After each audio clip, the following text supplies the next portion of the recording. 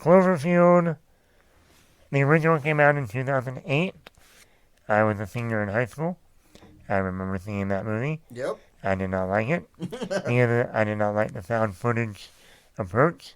That was like all the rage back then. Especially, yeah, back then it was found footage, found footage, found footage.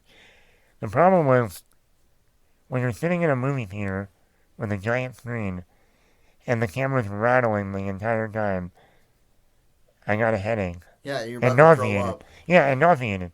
I was like, I don't like this movie. That's like, okay, to bring this up, that would be a good movie to have like streaming on your phone. Yeah. Because it's that more low budget style that would lend itself to a YouTube, that would lend itself to a streaming on your iPad or your phone or something. It lends itself to a smaller screen stuff. You're not going to go and watch Cloverfield, the 2008 version, on IMAX. You do, you're going to have to give everyone sick bags because the first time that camera goes tumbling and then everyone just goes, "Hua!" Yeah, and that was directed by Matt Reeves, who went on to do the Dawn of the Planet of the Apes and War for the Planet of the Apes. And now he's currently directing the new Batman movie with Robert Pattinson. So that launched, Cloverfield 1 launched his directing career. And then they came in 2016, 8 years later, and did 10 Cloverfield Lane. I remember the promotion for that movie. No one knew what that movie was at first until the first main trailer, and then at the end, they had the word Cloverfield in it, and it was like a sequel. Right, everyone was going like, is it a sequel? Is it a what? Is it a this? Is And it a that? And it wasn't a sequel, it was more like an anthology. Like, still taking the idea of, aliens coming to Earth, but it's an entirely different story, completely different characters in this hour and a half movie. I like the second one a lot better. It was with Mary Elizabeth Winstead, who was in Birds of Prey, and John Goodman. It was just two people in a bunker and wondering what was going on outside until you get to the last 10 minutes of the movie and all the stuff that John Goodman was talking about. Oh, it's aliens, it's, the government, and then she goes out there and he was right this whole time. So turns out that crazy doomsday prepper was right. Yes. And it was a good, like I said, a very character-driven, 90-minute sci-fi, low-budget film. And it wasn't a found footage movie. It was a shot in HD, normal camera, aspect ratio. So, and then they did another one 2 years later called Cloverfield Paradox, which Paramount, and once again, Paramount is behind all these movies, but for some reason they were in a financial trouble. I don't know why, because they knew had the Mission Impossible movies. I think it was because the Independence Day movie bombed at that time and they needed something. And they sold it to Netflix. And Netflix premiered it right after the Super Bowl that year, 2018. If you remember all the promotions during the Super Bowl, stay tuned after the Super Bowl where you can go on and watch Cloverfield Paradox right away.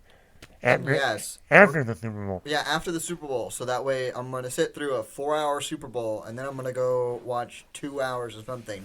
When half the time you're watching the Super Bowl at a party. It's not like I'm sitting at home watching the Super Bowl. I'm at someone's house. Or you're at a restaurant. Right. And it's just going like, that was...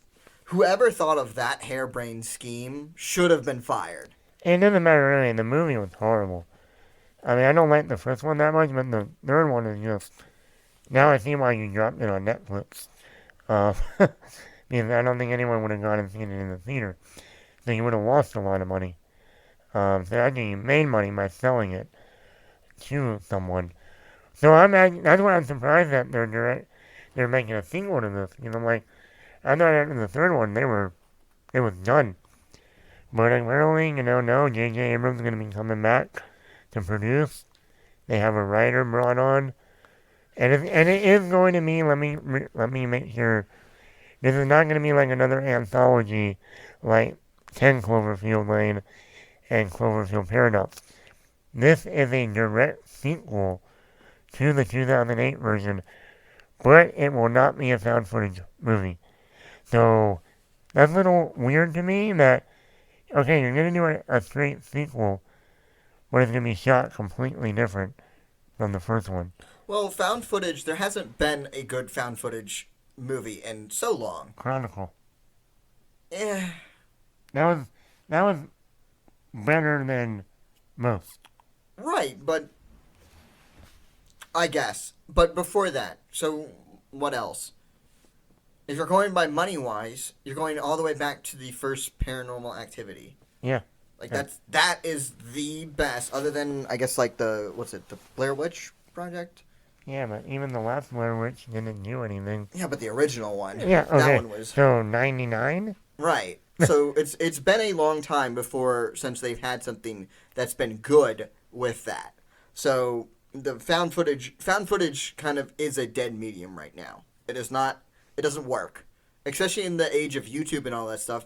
You're not using your camcorders and all that stuff. You're using DSLR cameras to do everything. That's what all the vloggers are using.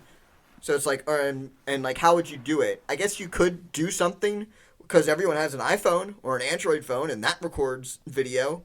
So you could do a found footage one like that, but the entire ethos around a found footage film has to change of how you're doing it. You would legitimately have to recreate a new way of doing stuff because your found footage is legitimately someone pulling out their iPhone and doing something like that. So the whole medium is how you would do a found footage film in the modern day is so different than how even the last successful, found footage film would be.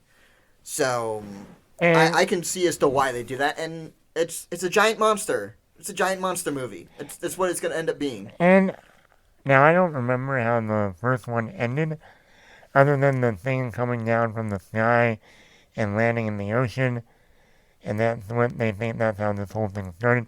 What I mean by is, I don't know what characters survived by the end of the first one that could potentially return for a sequel. So I I don't would say remember. none because who cares? Just Well, that's my point. I don't know. Since this is a direct sequel, I'm like, okay, so who survived out of the main characters that they could potentially bring back for a sequel? And I don't know the answer to that because, like I said, I haven't seen the first one in a long time, so I would have to go back and watch the ending to be like, oh, maybe they'll bring that character back.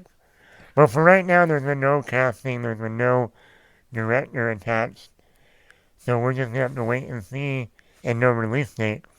But I'm sure since these movies are low budget anyway, I wouldn't be surprised if by next year, late next year, early 2023. I think the most easiest way that they could do something is just legitimately have like the best clips from the movie be like played over voiceover in the beginning, and then your first real shot of the new stuff is like a zoom out and it's like a military thing, and they're using that footage as like a PowerPoint presentation, and then you go make it, it's like we have to kill this son of a gun, and that's what it is. Maybe That's your movie. Yeah, but then to me, wrapping up this real quick is that then it's not really a sequel; it's an anthology. If you completely tell a different type of story within the frame of what all these have been from the beginning, then it's not a direct sequel. To me, a direct sequel is bringing back a character or two that directly comes next and continue to follow their journey, whatever that may be. Right. So we'll see. Right, like I said, right now we just found out just the other day that they're moving forward with another one, and they have a writer, and JJ is going to come back and produce. Hopefully, he will do a better job than. And always remember to like, comment, subscribe wherever you are. The podcast is available wherever you want to get your podcast. If we are not there, let us know, and we will get there. Remember to like our Facebook page, Attack Bat Productions. Thanks for listening, everyone.